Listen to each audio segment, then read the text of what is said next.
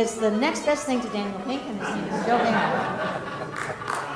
Joe Barron has 10 years experience as an architect and designer, and after a relatively extensive career in that field, he has decided that he's going to branch out in a different area, and he's a life coach.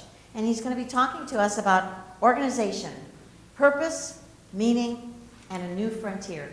Joe Barron.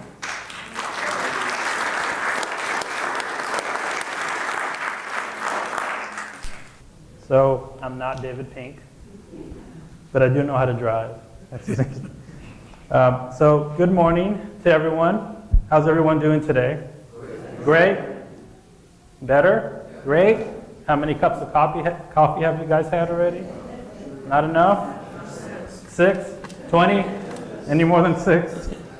First, it's important, I spoke to a lady before the meeting started, and I think it's very important that we understand that networking is very important. And at the same time, also connecting with each other. So I was glad that I was able to have a chance to speak to some of you guys before the meeting started, get to hear a little bit about your history, why you're here, and that was really great. So first, I want to thank everyone that came today and is obviously here to listen a little bit about what I have to say. And I'm also very grateful that Launchpad has also allowed me to come up here. So if we can get a round of applause, not only for the Launchpad, but also for you guys who are very courageous and very strong to be here as well. So get a round of applause. Now, it's very important that everyone here has had an interview process, probably once in a very long time. So if you can, just to break the ice, whoever's on your left or your right, just handshake, good morning, that'd be good. So how many of you guys feel a little bit uncomfortable doing that? And a little bit? A lot? Yeah? It's almost like an interview, right? Because the fact is that it's always someone else on the other side of the table, right? So it's always good to be free, take a risk, and say hi to people. And obviously some people I've spoken to didn't know that networking existed. So just keep that in mind, that we got to keep our brains open, our eyes open for different opportunities, different possibilities out there. So to start off, first question is a basic question: how do you guys start your morning off? What are your first thoughts? What are your first words that you say to yourself? How do you start your day? Science has shown, and motivation gurus have acknowledged, that how you start your day and how you end your day is very important. For example, how many have seen a professional athlete, say for example football, where they're almost close to making a touchdown, they get distracted, they don't finish it, and guess what happens? The other team takes the ball away from them. Why? Not only because they get distracted, because they end up showboating, and obviously they don't finish. And so it is important that you guys understand that how you start your day and how you finish it is very important. So I pose a question to you guys. Do you guys want to win? Yes? Louder? You guys want to win? Yes. Yeah?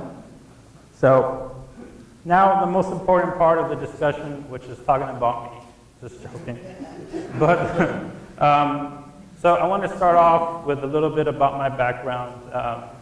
From early on to my early 20s, I lived in South Texas. Now, for those who have a car that drives back in time will understand where that is.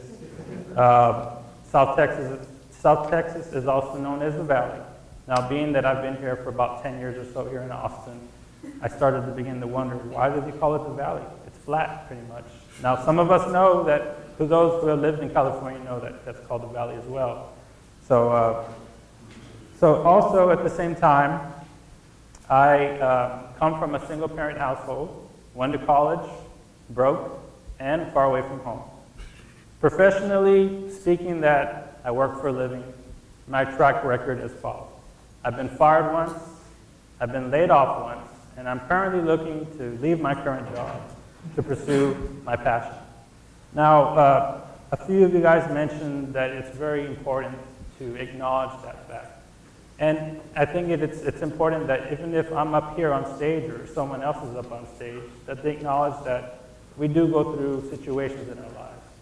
So I say the last part about myself not to look down upon myself or be embarrassed by the fact that I've been fired once or I've been laid off once, but more of as a badge of honor. And I say this so that everyone understands that no one is excluded from these situations in life.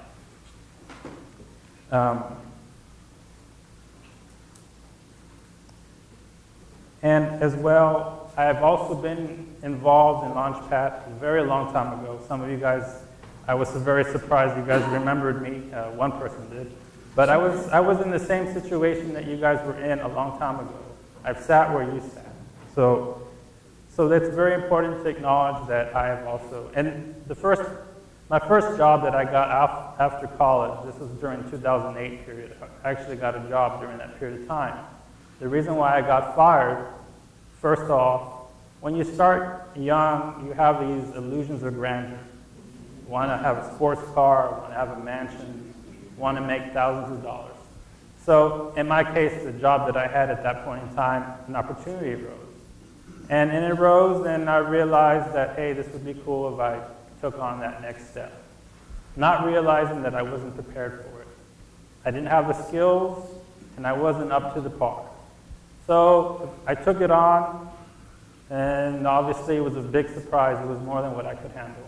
And after a few mistakes, a couple of projects that went down the hill, and a lot of money that the company lost, I got fired. And this was during the period of time where I had my first child. We were newlyweds. So you can imagine that 2008, during that period of time that the market went down, it was a struggle.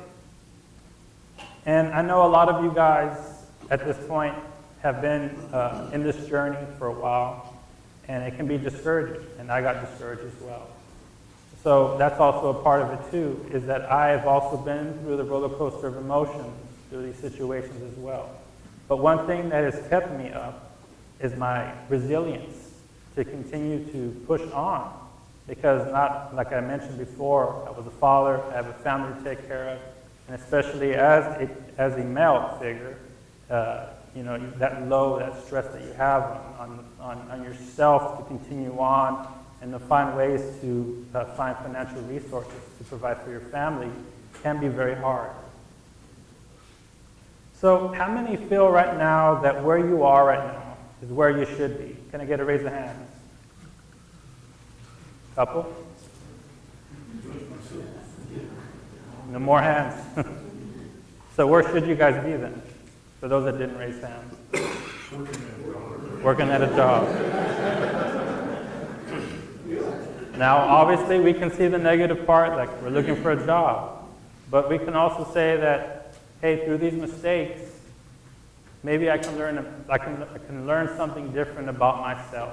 Now, I'm not saying mistakes in the fact that you got fired because you made a mistake. But what I'm saying is that because you're here, don't see it as a negative thing, but as a positive thing to learn. You might learn something about yourself, or in this case, you might learn something from some of these people that are here today. Obviously, a lot of these guys that have come from companies like GE or a surgeon, I don't even have that kind of skill. So it's hopefully you guys spend some time networking after the speech or after the meeting is over, and really try to break that ice. Try not to be so bashful or shy, because if you're shy, you're closing the doors. So open your minds, be free, take risks, and if you fall, it's fine. Just get up, right? You're not going to die if you fell, right? So take risks. Now today I will briefly share with you guys where corporations are, the old guard I would consider them, where they're dying out, and where the new frontiers are, the shared cooperations, and where they are being born. The second half after that, I'll talk about the importance of meaning, purpose, and the why, and also re-engineering your methods in job seeking and also interviewing. And the last portion, Q&A, if anyone has any questions afterwards. So, the old guard, corporations, we'll define them as motivation 2.0. And I'll discuss a little bit more in detail what Motivation 2.0 is. And the new frontier, Motivation 3.0. Okay, so let's define motivation. Motivation is basically the reason why a company exists and how it reaches its target. So how does a company reach its target or its quarterly earnings? Does anyone have any idea? How does the company make money? Sell services and products. Exactly, sell services or products. But what about the employee? Are they not important in this matter? The question is, yes, they are important. Now, in the book, David Pink, which I suggest you guys look it up. Now, one of the things I'll suggest towards the end, which I'll mention now, a lot of these books I'll mention, they are on YouTube, and they are free to listen to. And I'm not going to say download, but I said it. But so Drive, a lot of these books that I'll mention here are about motivating you by pushing you forward instead of pushing you backwards. Okay? So David Pink. In David Pink's book, he talks about there's three motivations. Does this work? Okay, three motivations. Motivational 1.0, 2.0, and 3.0. Today, we're only going to be talking about Motivation 2.0 and 3.0. So, in Motivation 2.0, the focus of this organization, as you can see, time cards, manager overlooking you. Have you guys seen Office Space? So, and it's an Office Space, is it? Yeah, it is. And obviously, an extensive amount of work in your little cubicle with no windows at all. This type of corporation has very distinct divisions. You can see right away, lower, middle, and upper positions. The uniqueness, the relationship between the manager and an employee, there isn't any relationship at all. The primary focus, well, a lot of us have seen these kind of corporations or have worked in corporations like these in our career span. Time cards, time sheets, written or verbal communication just to take vacation time, and our 1 hour lunch break. Sound familiar? Anyone? The point here that I'm getting at is that the employee is not valued. Now, motivation 3.0, motivational 3.0, is quite different. As you can see, more shared cooperation, more family time, and no timesheets. Now, their approach is quite different. The approach to managing and also understanding the employee is quite different. The employee in Motivation 3.0 isn't valued as a dollar sign, but as a person. The person is valued, and more importantly, control, which I'll explain shortly. Now, briefly highlight how a company can move from motivation or a corporation from Motivation 2.0 to 3.0. Okay? And in the book Drive by David Pink, as I mentioned earlier, David mentions ROW. Now, ROW is an abbreviation, and here are the abbreviations for it. R, results, O, orient, W, work, and E, environment.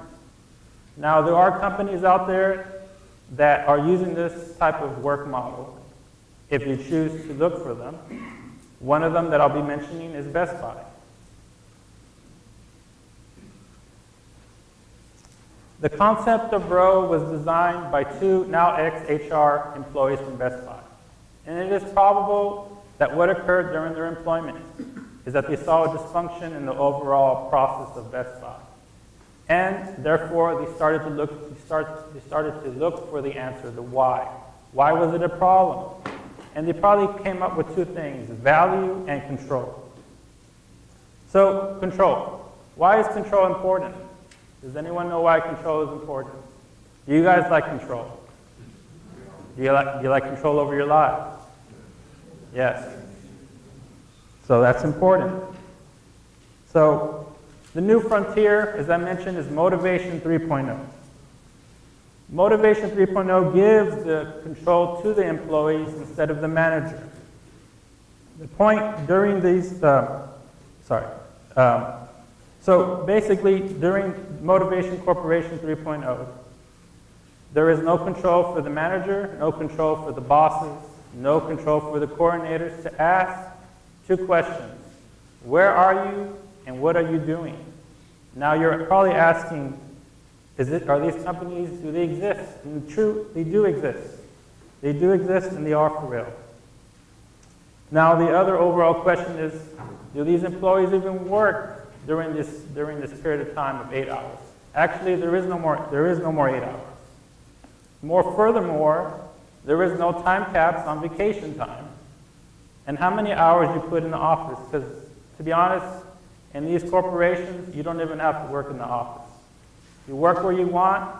Obviously, you do have to finish your tasks on time, but there is no more control. And it seems like the brain feeds on these things.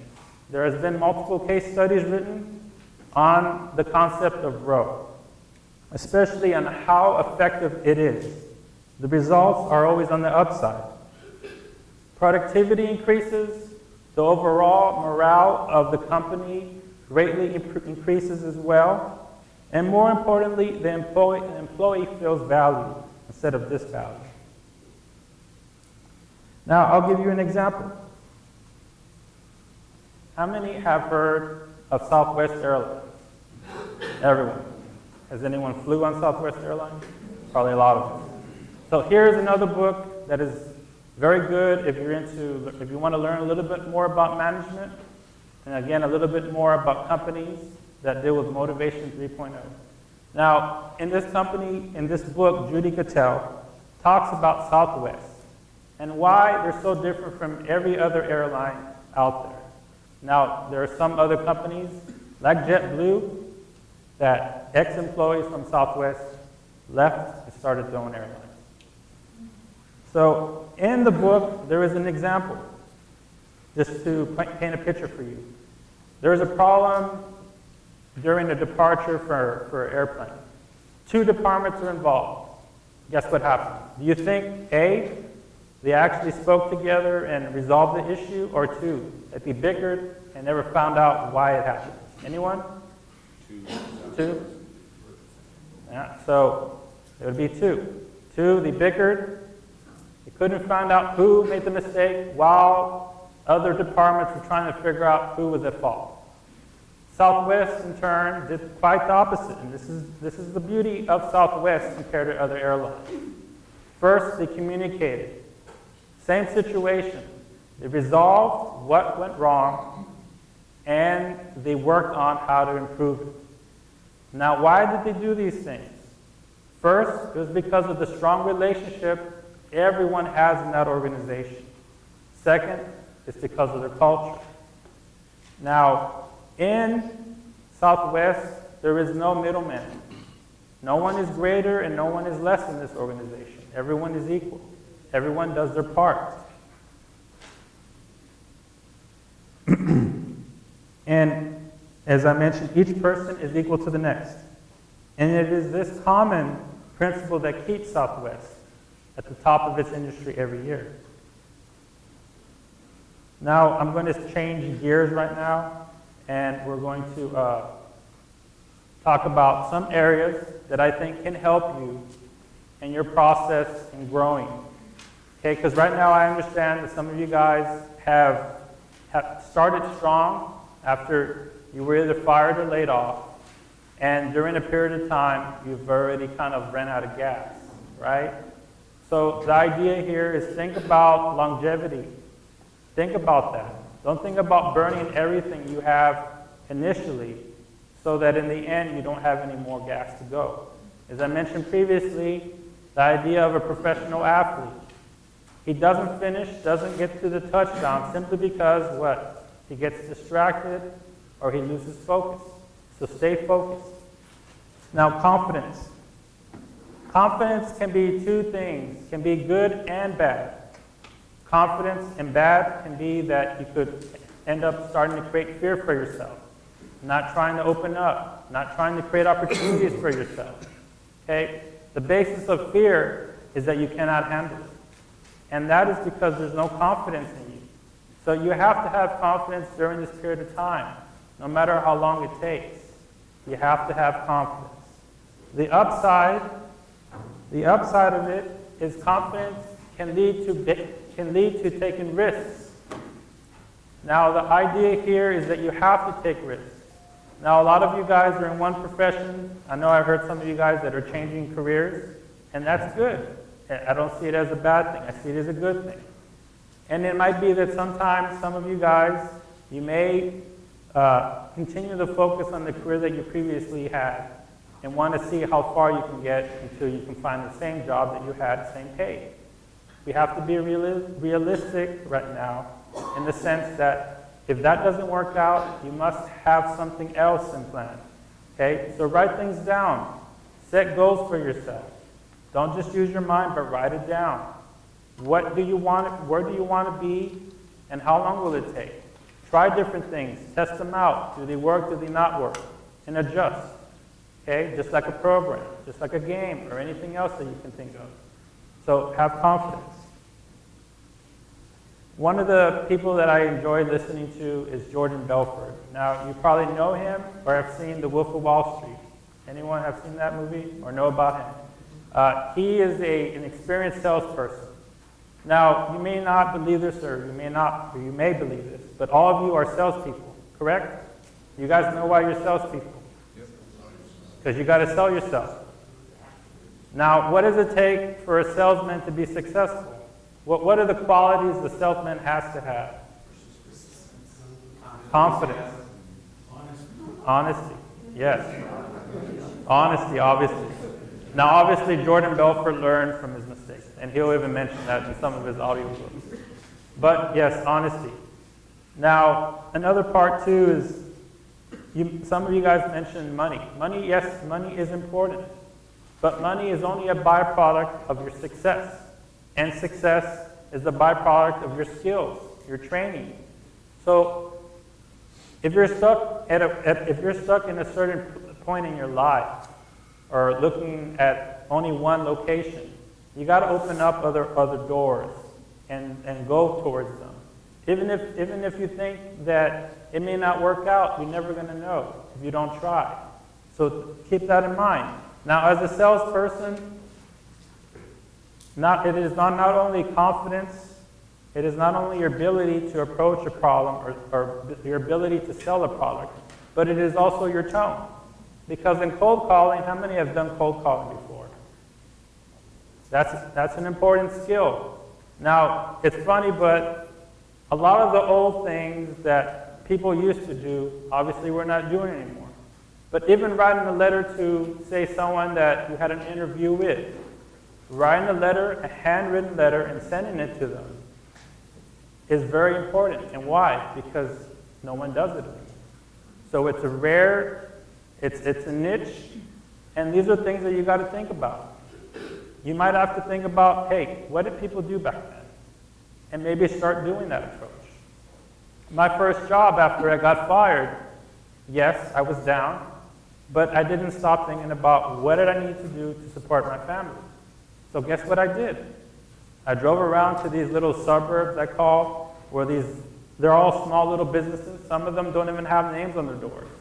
I went door to door. I had my resume in hand, and I asked, are you hiring? And eventually, someone came out of the door and said, yes, I'm hiring, after I spoke to them. And it wasn't a job that I had never done before. My pay wasn't the same either, but I took it. I took it, so for a period of time, I had some financial success, I would say, as I was continuing to educate myself and look around for other things. So that's another option there. Find something just to keep you busy for a while you're looking for something that you want. So that's another key. Value. How important is value in your lives?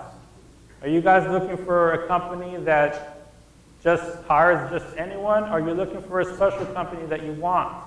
As I mentioned, the distinction between two corporations, Motivation 2.0 and 3.0. One of the reasons why this probably occurred is that, like, say, for instance, Best Buy. What are we doing wrong? What is it that what are we doing wrong? So someone came up with a thought, hey, What if we change something? What if we change a variable? Let's see if it works. Bless you. And it did. Some people actually took to it. Some of them have started doing this process, and yes, it takes some time because of the mindset. Everyone thinks we have to control our employees. They have to do 8 hours. And that's how they're going to be successful. And that is not always the case. So just keep that in mind. Short-term versus long-term. Now, some of you guys that have been in businesses before or have startup businesses, is it important to do short-term goals? Is it important to do that? Is it successful doing short-term versus long-term? Okay. Now, obviously, there's always a risk for short-term. There's a lot of companies out there, their idea is just to make money and then close shop instead of long-term, longevity. Some companies just want to make money, not want to spread out their hands to the community, let the community know that, hey, we're here to make money, but at the same time, we care about the community. And Motivation 3.0 corporations are like that. They focus not only the employees, but also out there. So keep that in mind. Long term, like I said, longevity is important in your process of finding work. Don't quit. Keep on moving. Don't get stuck. If you get stuck, figure a way to get unstuck. So keep that in mind. You are a salesperson, and therefore you have to have confidence in your ability to get out of any situation that you can get out. Now, I understand, again, because I've been in this situation, I know at times there can be dark periods in your life, and also uncertainties. But you must face them on. Don't just say, you know what, I'm going to let this darkness take over me and not go anywhere. Because you're never going to go anywhere. So have confidence, continue to push forward, and eventually, if you continue to work on it, you continue to look, you continue to call people, eventually you're going to get an opportunity.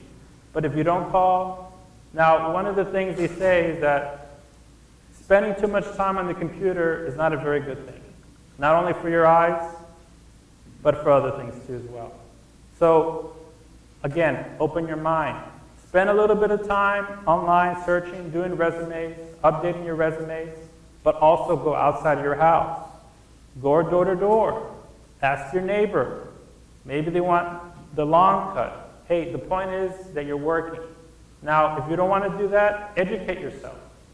Read books. Find some other area that you might be interested in and start educating yourself. Now, I mentioned to one person, one of the things that I have started doing on the side while I'm working is going on Facebook and doing live content. A lot of you guys know that YouTube, you can make money off of YouTube. You can have a career right now. Why? Because right now YouTube, Facebook, and Twitter and such, these are companies and also programs that everyone loves to use. Okay? So one idea is get on the bandwagon and start creating YouTube videos, maybe on a particular skill that you're good at. Use that as a form of resume as well. Instead of saying, here's my hard copy, say, hey, go to my YouTube channel. Look, I'm being productive. I'm finding ways to make business for myself or finding ways to educate others. Because the point here is that you got to look outside of yourself, despite the situation that you're in. Give value to others. When people see that you are valuing others, they will help you in turn. At the same time, if you need help, ask for help, right? If you don't ask for help, then how are you going to get help? How are you going to know that the person right next to you is looking for someone? Now, the truth is, and I've seen this many times, is that when someone gets fired or laid off from a company, eventually the next job is even better than the next. How many have experienced that? Right? I have one example of my coworker that I worked with. He didn't work there very long, but he got fired. Now, he had some particular skills that he had already in his belt, so he used them. Eventually, people saw how he worked. Other people in the past helped him find another job. Someone came to him and said, hey, I hear that you're a good worker, and therefore I want to see if you want to work for us. And now he gets paid a lot more than what I get paid, and he gets to travel around the country and also out of state. And so you don't know what the possibilities out there, and so that's what I remind you. Don't be closed-minded, but be open-minded to things. And possibilities, even trying new things you've never done before. Now, re-engineering your thought process. A lot of what I said is just I'm going to reiterate. Okay, you're the salesperson, right? You're the only one that can be successful, or you're the one that can fail. And it's how your mindset works. It's where you want to be is where you're going to be. Okay? Now, job search. A lot of us, again, I mentioned job search. Spend a little bit of time on the internet, a lot of time out there. Obviously, we know some of the tips about resumes. You design a resume specifically for each customer. Now, one of the things you guys can do, and from what I've read, is that if you're interested in a particular company and you know you're going to get an interview for that company, maybe days, maybe a week before, go to that company. Look around, see what you can see. See if you can go and walk around the company. So first of all, so you can see and make an assessment for yourself, is this the right environment for me or not? Are these the people that I want to spend time with? Some of these companies here, they hire not based on skill, well, they base on skills, but they also make an assessment. Can I live with this person? Can I build a relationship with this person? So keep that in mind. There is that other option where you can go to that company. You can see people around, you can ask questions, and possibly, if they can, allow you to walk around, take a tour of the company. That's an option. Now, interviews, one of the things I mentioned is to have confidence in yourself, to take risks. That means, how many questions do you ask during an interview? Are you guys bashful, shy, fearful to ask real important questions, deep important questions to the interviewer? Anyone? You guys remember any of the questions you've asked, or the basic questions that we all typically ask? Or is it that you're not asking any questions at all? So one of the things that you got to remind yourself with companies that care will spend time to think about questions, deep important questions, to assess if the employee or the person that we're going to hire is the right fit for a company or not. And you can also make an assessment with companies that don't take time to think about the process of hiring someone. Because the reality is that a company spends a lot of time training this person and a lot of money as well. So take that in mind, that it may be, if you make an assessment and realize that this company isn't spending enough time or asking important questions, this might not be the right company for you. So just keep that in mind. Don't just settle. Don't ever settle. If your bar's up here, don't lower your bar down. Keep the bar high and continue on. Now, goal settings and disciplines. We all know the importance of writing things down for goals. A lot of you guys that have started businesses, you guys know how important setting goals and being disciplined. Having a straight line approach, right? Don't lose focus on what you're doing, and you will never lose focus. Now, I also do sermons at my church, and one of the things that is very important, a book that Napoleon Hill wrote a long time ago is called Outwitting the Devil.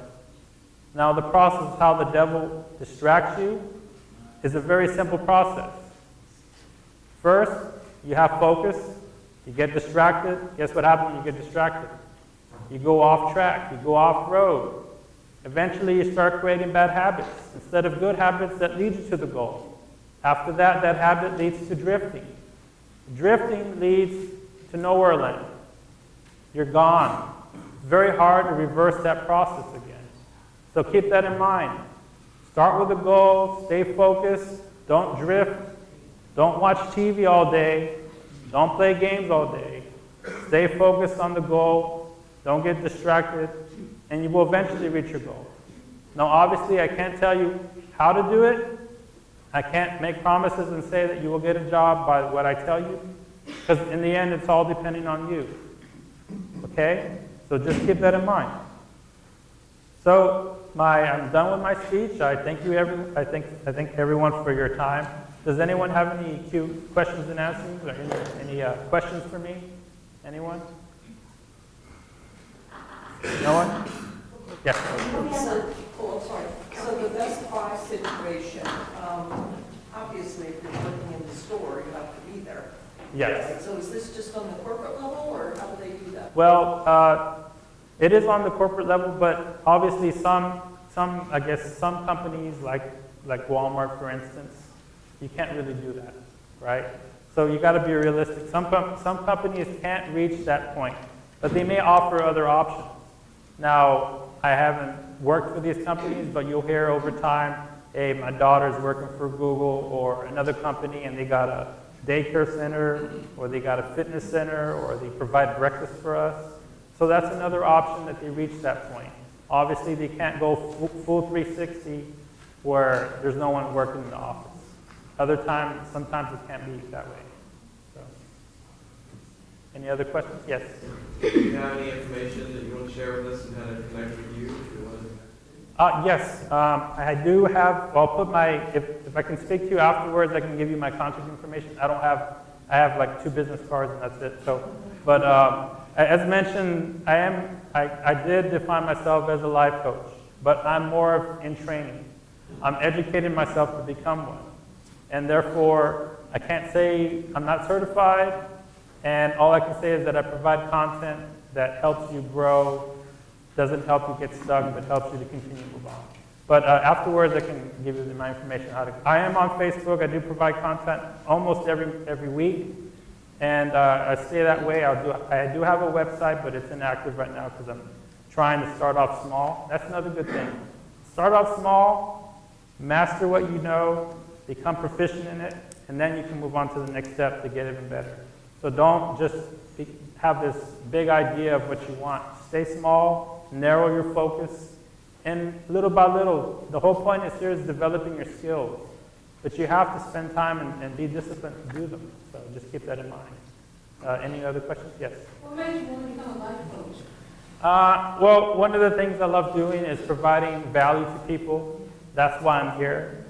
I'm not here just to become a chatterbox or just give lip service. I love doing what I do, and more importantly is I love to provide content or value to people so that they feel, because a lot of times, a lot of us have the talents and skills to go out there and probably be a light to someone else.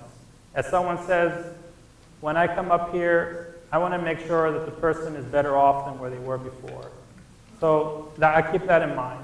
My purpose in what I do is I call it eliminating the poverty of the mind. Because a lot of us have a lot of spider webs in our minds, right? That either stop us, or because we have fear of the unknown, we don't go anywhere in life.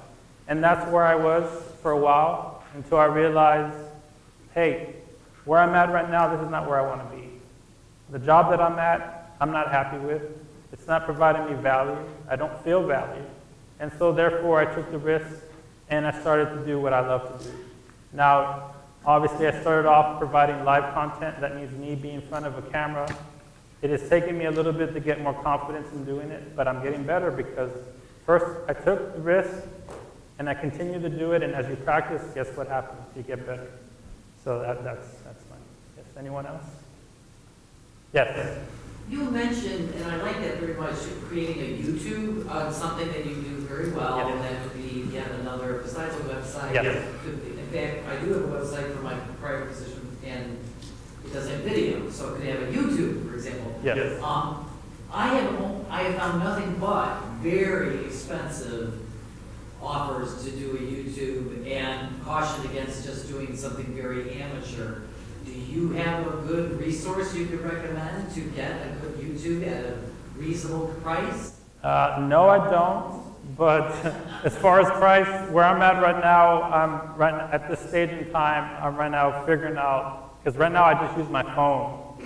And my phone doesn't provide the same quality that is required for YouTube.